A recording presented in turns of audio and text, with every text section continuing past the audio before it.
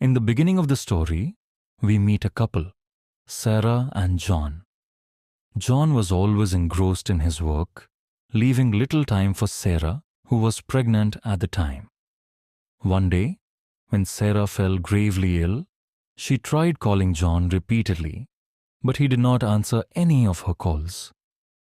Tragically, by the time she returned home, she discovered the devastating news that her son had passed away.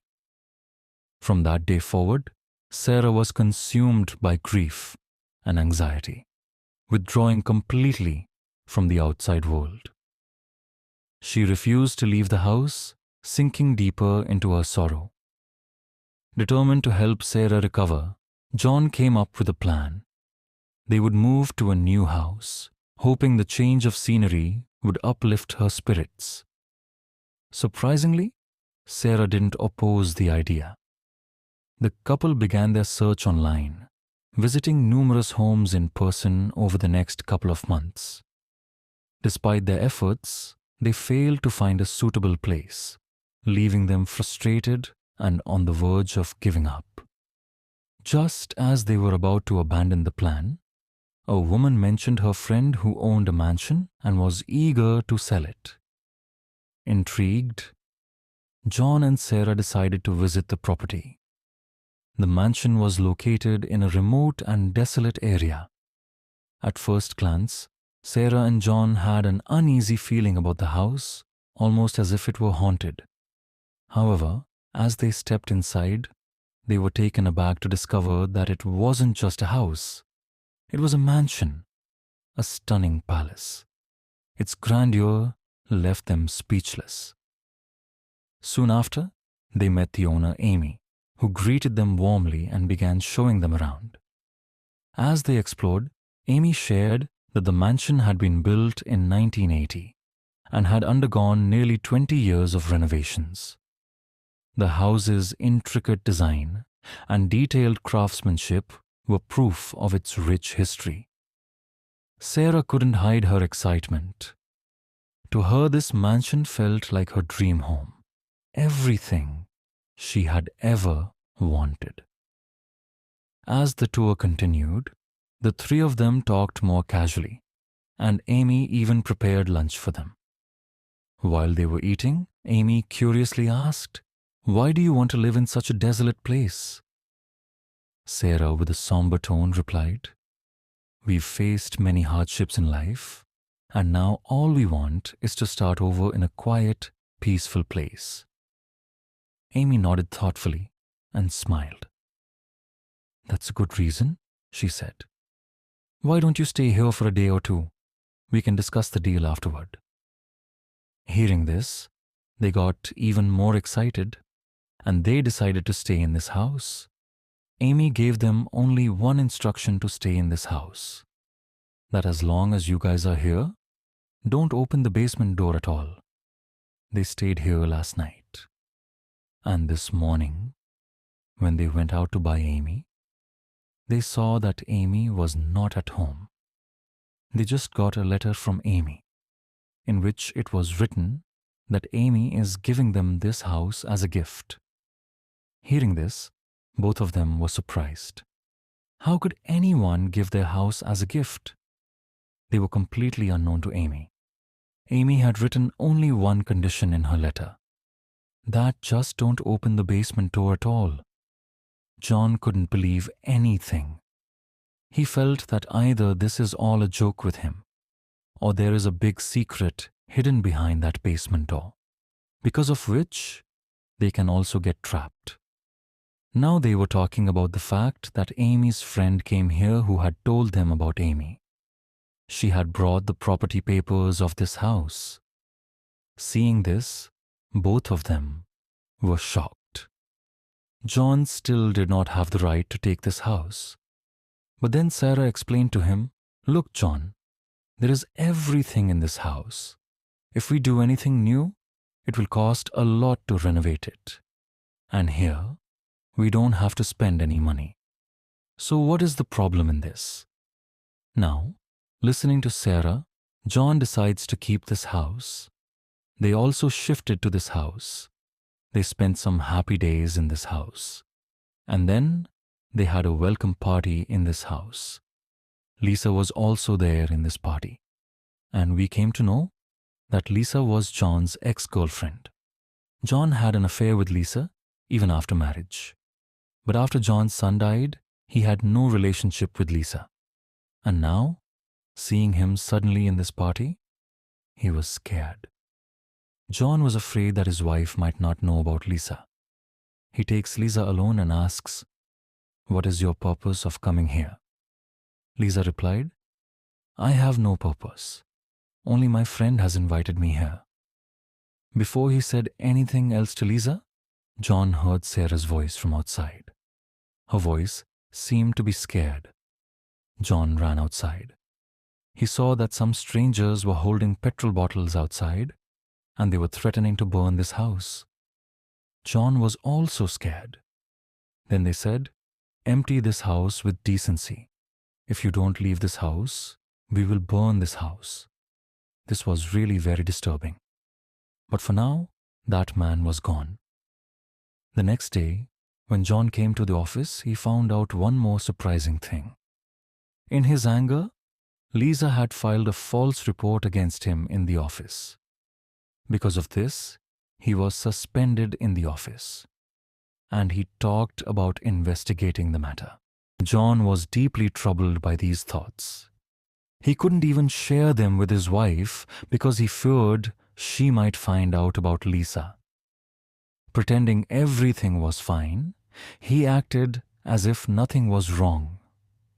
At home, during his free time, his attention repeatedly wandered to the basement door, the very door his mother had strictly forbidden him to open. The thought of what could possibly be behind it consumed him. One day, standing in front of the door, he wondered why it was off limits. Using a rod, he tried to open it without breaking the lock, but the door wouldn't budge. Frustrated, he decided to find the design plans for the house, believing they might reveal what was inside the basement. He went to the company that had designed the house and requested the blueprints. The employee there revealed something unsettling. Several previous owners had also requested the house's designs, but none had ever come to collect them. The man further shared that a woman named Amy had lived in the house 20 years ago. Strangely, Amy's wife had left her with their daughter without any apparent reason. To this day, no one knew why. This revelation only fueled John's curiosity.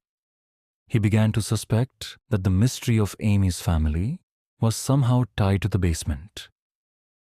Determined to uncover the truth, he became more eager to open it.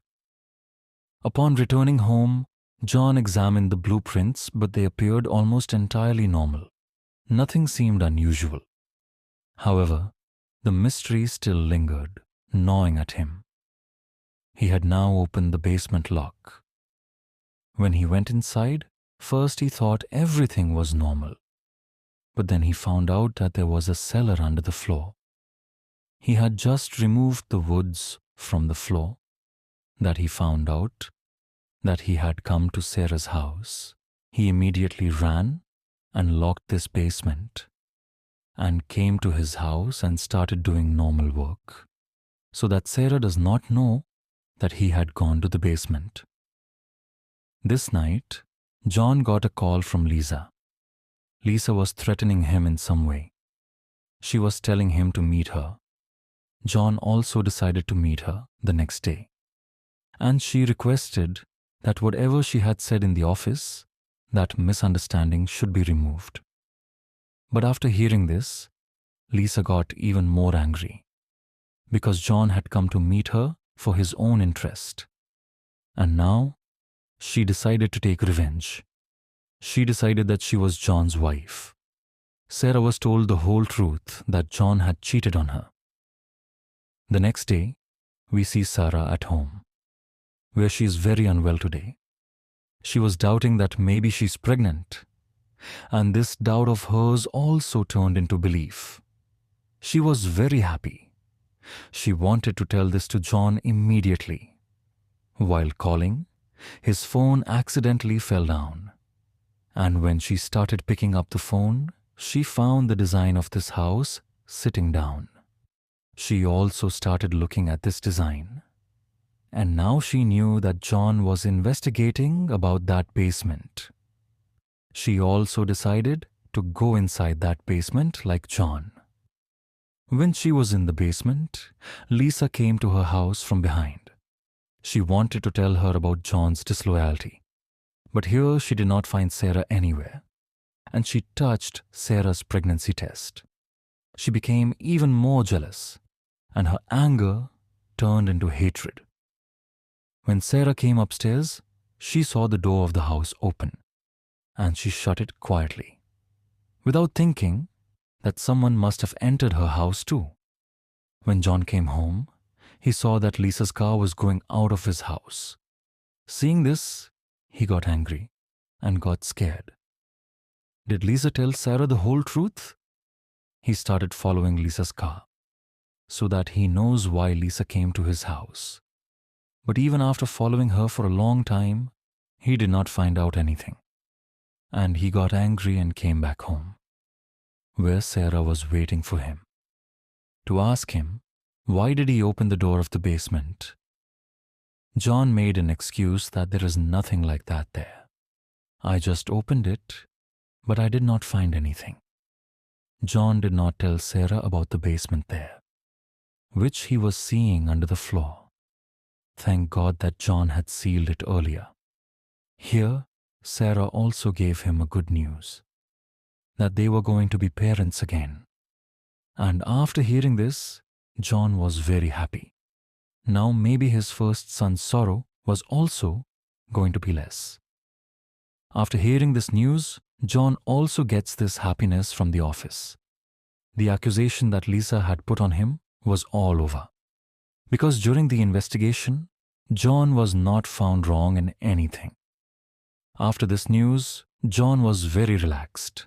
His life was back on routine. Now a new member was going to come in his family. John decided to set up a room for him in his house, and when they were setting up the room, then John saw a hole in the wall behind a Cinderella. There was a bullet stuck in this hole, which was part of Amy's old collection. Amy had shown him this collection, and seeing this, he understood that surely Amy must have murdered her family, and surely her dead bodies must have been hidden in her basement. That's why he talks about not opening that basement. He also discussed this with Sarah. Now they were talking about the sudden knock on the door. Police officers came outside. They also brought a shocking news. Lisa was murdered, whose car was found in the jungle. Police came to investigate John, because John's affair and Lisa's accusation on him became very famous here. And everyone thought that, because of Lisa's accusation, John must have killed Lisa to take revenge. During the investigation, John could have said anything, but Sarah supported him and lied to the police that John was at home the whole day. There was no question of such an investigation. That's why the police left without investigating. After the police left, Sarah was very angry because the police had told her about John and Lisa's affair. John was trying to defend himself here. He wanted to tell Sarah that he had ended this affair long ago. But Sarah silenced him and said that he had known about all this since the day my daughter died because of that girl. I kept calling you. I knew at that time that you were with that girl. I tolerated all this because I wanted to keep my family safe. But now Sarah didn't want to live with John because Sarah felt that Sarah also had a doubt on John. She said that she can't let her child grow up with a father who is accused of murder. After hearing this, John convinced her. Listen to me, Sarah. I didn't do anything with him. Believe me. Sarah left from here. But now John was lost in his words. He didn't realize that so many problems had come into his life. Thinking about it, a thought came to his mind, that since the time he has come to this house, his life problems have increased even more. And it is also possible that there is some secret hidden in the basement behind this. Thinking about this, he goes to the house of the man told by the designer, to whom Amy had given this house earlier, who had also asked the designer for the design of this place. After going to his house, John was surprised. He was the same man who had threatened John to leave this house on the day of the party. Otherwise, he had also said that he would burn this house. This man welcomed John very well in his house, and they started talking about the same house. That boy said, "First of all, I was also very happy that I am getting such a luxury house for free. But as time passed, I came to know that this house is just a problem. Because of this, my life got worse. I got addicted to alcohol and my family left me." And then John realized that there might be a curse on the house. He was determined to uncover the truth about the basement and figure out why there was such an ominous aura in the house. He sought answers and decided to talk to the same man who had shared information earlier. However, the man refused to reveal anything further and simply warned him, "Just remember one thing. Never open the door to that basement." Frustrated and unsatisfied with the vague warning, John returned home. Unable to suppress his growing curiosity, he finally broke the lock on the basement door, determined to see what lay hidden inside. And seeing this, Sarah immediately came to stop him. John was not listening to him now. Then Sarah had to attack John with a big stick, which made John unconscious.